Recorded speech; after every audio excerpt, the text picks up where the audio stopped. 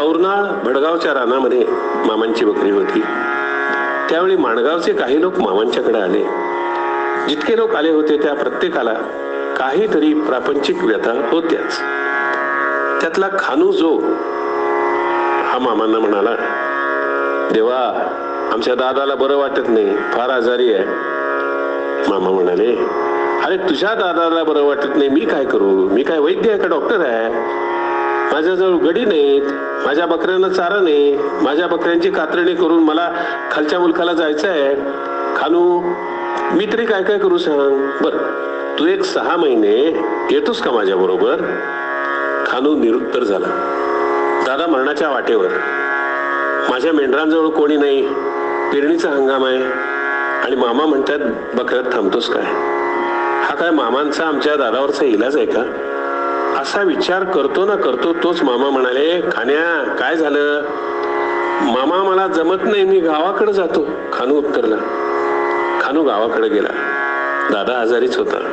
खानू कराड भागात बकरी घेऊन गेला.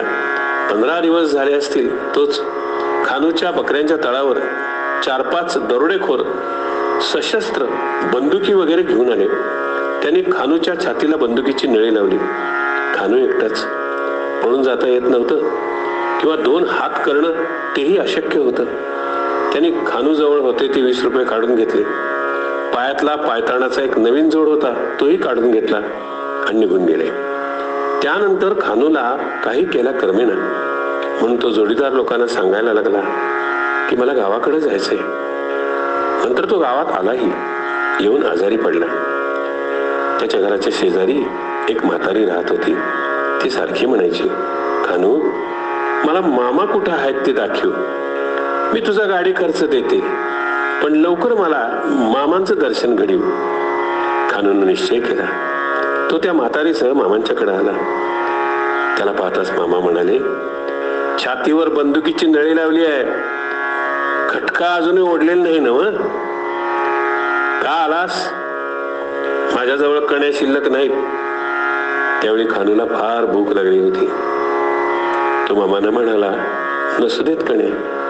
मामा म्हणाले, अरे खानू, एखाद्या माणसाला मी मनापासून हेरलं आणि तो जगाच्या पाठीवर कुठंबी माझं ऐकत नाही म्हणून गेला, त्याला जर मी इथं आणलं नाही तर जगात बाळू धनगर म्हणून नाव सांगणार नाही.